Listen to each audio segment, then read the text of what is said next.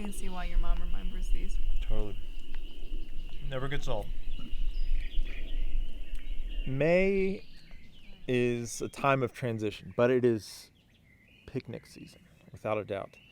And when I think of spring picnics, there are certain foods that come to mind for sure. Is there one food that I think about the most? I don't know, but I always associate picnics with the chicken and dumplings made by my great Aunt Floda.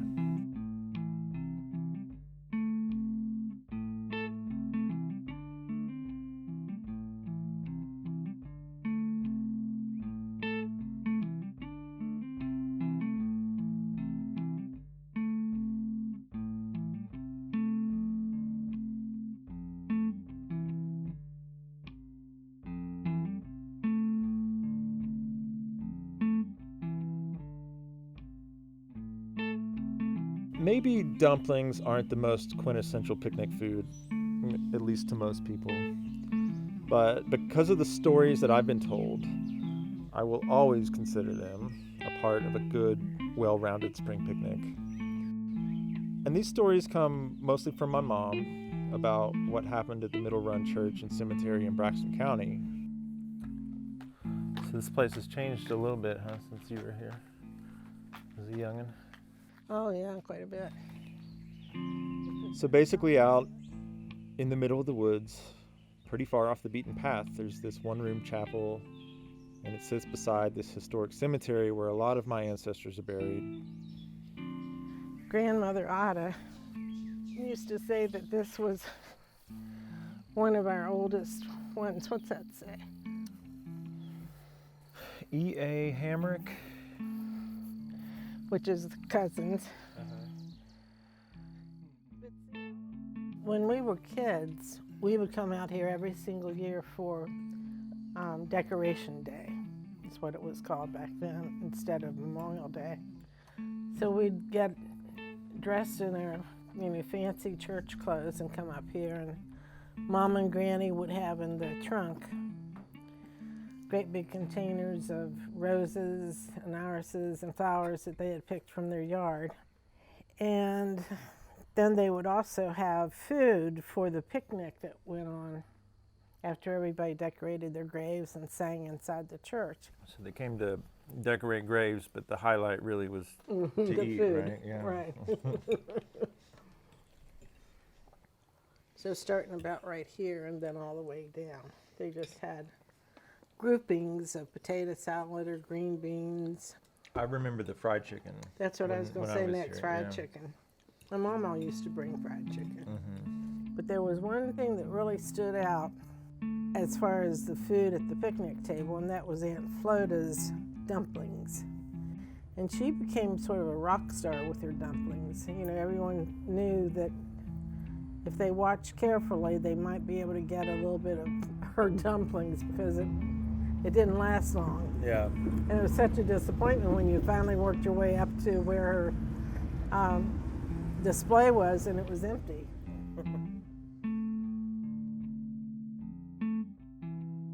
So Aunt Floda Craft is her name, and Floda was a great cook, or so I've heard. I never got to meet her, and she passed away long before I could ever eat these dumplings that she made herself. But her recipe has been passed down over the years and is one of the most celebrated recipes in our family. But those dumplings, they were loved by so many people outside of our family too. And Mom always talks about this, about the way that people would come to Middle Run and they would line up year after year in the same spot expecting some of Floda's dumplings because they were that memorable. What was it that you remember about those that made them stick out in your mind? They were just so light. It was like you were biting into a cloud or something. So when you're talking about dumplings, there's quite the spectrum when it comes to the lightness or chewiness or fluffiness of the dumplings. And our good friend Kristen Smith, a chef in Kentucky, she puts it the best I've ever heard anybody explain it. And good. She says there's 3 main categories of dumplings. There's slickers, puffers, and in-betweeners. And the slickers are like a noodle dumpling. And the puffers are more like a biscuit, very, very light and fluffy. And the in-betweeners are somewhere in the middle. Yeah. And I think that Aunt Floda's recipe is an in-betweener. Yeah, it could be. It's pretty puffy, but I've had puffier, I guess. So, Yeah. Maybe it's an in-betweener that leans slightly puffy. It's puffy in-betweener. But it's really a good dumpling either way. It's so good, yeah.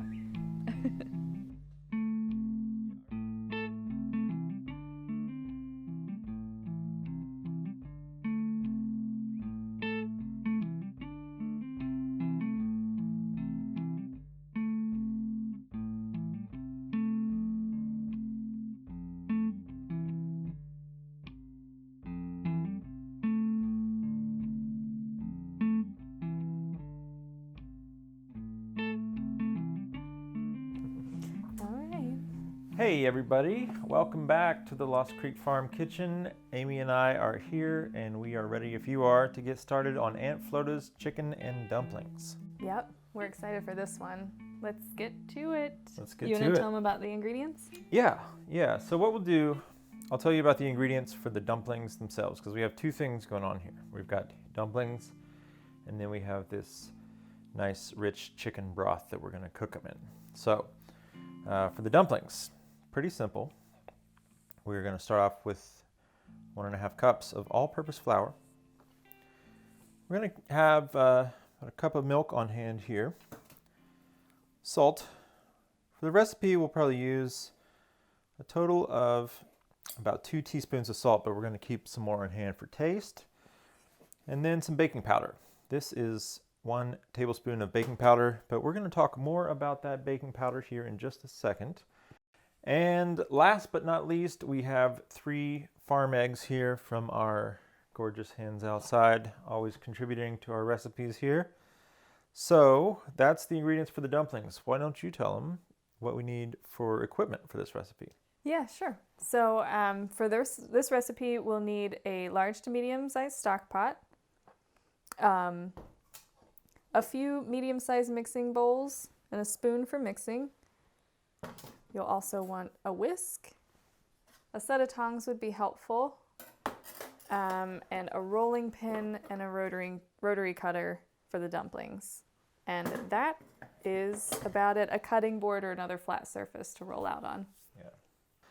And I mentioned the flour that you need for the recipe itself, but you want to keep a little bit more on hand too, because as we're rolling out this dough, you want to flour your pan, your surface, but we'll get to all that a little bit later. But before we get to those dumplings, actually making those dumplings anyway, we want to go ahead and get our broth started because this is the thing that takes the most time. We have, in this stock pot, we have been heating this water, bringing it to a boil. Mm-hmm.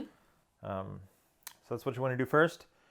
And we're going to go ahead and we're going to add some flavor to the broth. And we're going to start with these vegetables. So what I have in this bowl is 1 medium onion. And I've got about a cup of celery, coarsely chopped, both of those.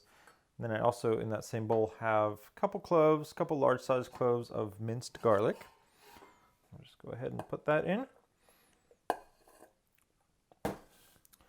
And, of course, for chicken and dumplings, you're going to need some chicken. Now, today we are using a whole chicken. This is our preference for this, but you don't have to use a whole chicken. Let's say you're going to the store, going to the farmer's market, and you have the option to buy a bunch of drumsticks, thighs, leg quarters are really good. Mm-hmm. The cuts that have kind of dark meat on them are really nice. Yeah, and skin. Yeah, also skin. helps. Yeah, it's got nice fat content in the skin, so it helps add flavor to the broth. So we're going to go ahead and put this whole chicken into this pot. Well, I've got raw chicken all over my hands, so I'm going to step over here to the sink and wash up, and I'll be right back. Okay. And while he's doing that, I will just say that you don't have to use chicken or meat even. We've had delicious mushroom gravy and dumplings before. And for that, you would just use probably a couple pounds of mushrooms, saute them in some butter or olive oil, some kind of fat, and then make yourself a gravy. with broth or brothy gravy, and cook your dumplings right in there. Yeah, there's some really great mushrooms for this. We have chicken in the woods that we pick here that, I mean, the texture and the taste is pretty similar to chicken. Oyster mushrooms, portobello mushrooms are really good. So this is very vegetarian friendly, despite the name. And finally, I'm just going to put a little bit of salt into this pot. It's about a teaspoon and a half of kosher salt. So we're all set here. We've got our chicken, our vegetables, and our salt in the pot. I'm going to put the lid back on, and we're going to return it to the stove. Can you do that for me? Yeah. So we're going to put it back on a boil for a little while, and then probably reduce the heat towards the end. So we put a whole chicken in the pot. It's going to cook for probably around 45 minutes or so. Sometimes we'll quarter it. That'll be more like a 25-minute cook time or so. If you're using really small cuts, it doesn't take as much time. But what I always say is just check it. You know, what you're really looking for is for the meat to fall off the bone. All right, cooked chicken. All right. I just want to check with my tongs here for doneness, and what I'm seeing is pretty good, huh? That falls right off the bone of that whole chicken. So for this step, we have a pretty sizable mixing bowl, and I'm just going to take, with my tongs, I'm going to get in there. I'm going to take this chicken out, and we'll put what we can into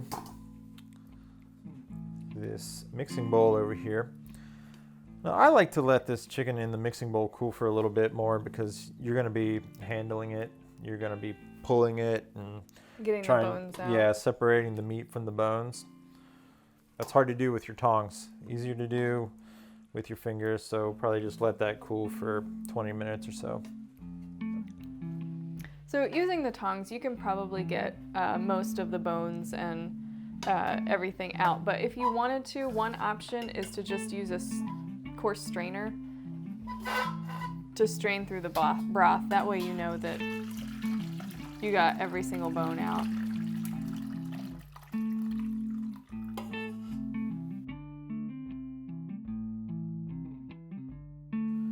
Now this can be a little bit of a time-consuming step if you have a whole bird like we do. This is probably pretty good for us for now, huh? This is quite a bit of chicken. Yeah, that looks good. In this amount of broth. So now we're ready to move on, and we're going to put this broth and this chicken back into the pot that we cooked it in. All right.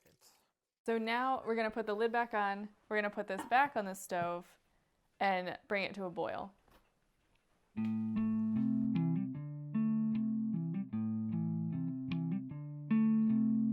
So while the chicken is cooking on the stove, we're gonna go ahead and make our dumplings. I'm gonna start by breaking those 3 eggs and mixing them in a bowl over here. I think Mike's gonna work on the dry ingredients. Yeah, I'm gonna combine that 1.5 cups of all-purpose flour with a little more salt. This will be about a 1/2 teaspoon of salt. And I'm gonna add some baking powder at this stage. Now before I add it, I should talk about the baking powder for a second, right? Sure should, yep.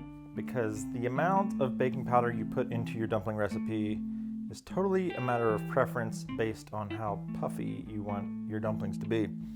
So this amount of baking powder here, 1 tablespoon, it will give us just the right amount of puff. And before we mix all these dry ingredients together, just one more step. Again, another optional step here. This is to just add some seasoning if you want it. Sometimes I'll put some black pepper, and some people really like to put a few dry herbs in there. If you're gonna season it at all, this is the time to do it. Just a little pinch of black pepper, not much at all. And then we're gonna take those beaten eggs that Amy has. Oh, yep. Got them right here. And we'll just go ahead and put those in. Okay, now I'm just gonna mix those eggs in with a little bit of the flour. We're gonna create a little mix on the bottom of the bowl there. There's gonna be a well of flour surrounding it. And what we'll do is we'll take this milk We'll just a little bit of milk at a time. We'll incorporate that in, bring some of that flour in from the outside of the bowl. Now the recipe card from Floda, it says to add just enough milk to the point that the dough is soft but not sticky. You don't want to overdo it, but you know what? It can be easy to do. So if you do get to a point where it's sticky, just add a little bit more flour and you'll be totally fine. But this is another place in the recipe where you just want to be incremental with it. You want to test it out because you know what? Like eggs are different sizes. Mm-hmm. They can be, your moisture content, your hydration can really vary. So sometimes these recipes are much less than precise and you just have to kind of add a little bit here, add a little bit there until it's perfect. Okay, and after a little bit more mixing, it looks like this dough is finally getting to the consistency that we want here. It is pretty soft, but it's not sticky. Looks pretty good to me. What do you think? Yeah, it's looking really good. Okay, so we're ready for our next step? Yep, the next thing is we're going to roll it out. We've got a cutting board here, so we're just going to take a little of that extra flour that we set aside, and we're going to lightly dust our cutting board. We also want to flour our rolling pin. All right, now that our board and rolling pin are floured, we can put the dough on the board. All right. Put a little bit of flour on that too, huh? Yep. Okay. Roll her out for us, huh? Yeah, and we want to roll these to about a 1/2 inch thickness. Yeah, and what you'll notice after a while is that it is going to get a little bit sticky when you flatten it out. So it's best to flour it, and you maybe flip it over, do that all again, maybe rotate the dough a little bit. All right, so that dough looks absolutely perfect, and I think we're ready for our next step. Yep. And the next step is to cut them into shape. And for this, you can use a sharp knife, but we like to use the trusty old pizza cutter, rotary cutter. Now, I like the rotary cutter because it lets me get pretty straight and consistent lines. And I'm cutting these into, probably 1.5 inch by 1 inch or so rectangles. A little bit of variation on them. And while I'm cutting these dumplings, I just want to offer up a little note about timing here, because you want these dumplings to come together at about the time that they're ready to go in. You don't want them to be sitting around for a long time. Yeah, because if they sit around too long, the baking powder will react and they won't be as fluffy as when they're freshly made. And now we are ready to cook our dumplings, but we've got a couple steps just before that. So what we need to do is we need to get that pot with the chicken off the stove. So let's get that and we'll check the chicken.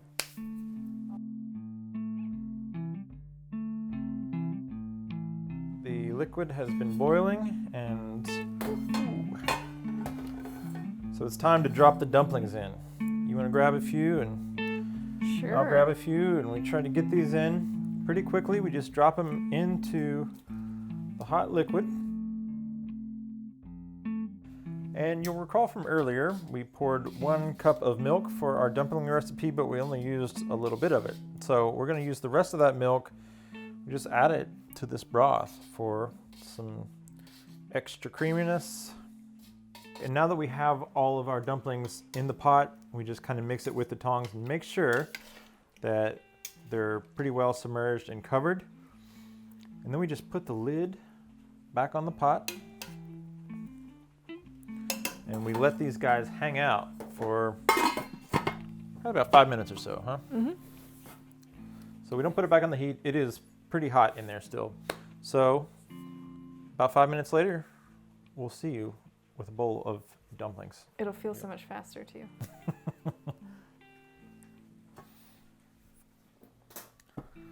Okay, so the moment we have all been waiting for, building up to, our dumplings have been cooking in this pot. The big reveal. They've gotten a good bit puffier. Looks like they are totally done, and we are going to chow down. Yes. You ready for this? Mm-hmm. Right. Thank you. Mm-hmm. Now you can eat these like a soup if you want to. You can drain off some of the liquid, just put it on a plate. But I just love them. Probably garnish these up with little wild onions, maybe some herbs. Okay, so there you have it. Aunt Floda's chicken and dumplings. A crowd pleaser. So yeah, give this recipe a try. And if you do, let us know how they turn out. Tag us on Instagram or Facebook. Let us know. We'd love to hear. All right, so that's all for now. Thanks so much for watching, and join us next month right here in the Lost Creek Farm Kitchen for another featured recipe video. Yep. See you then. Bye-bye. Bye.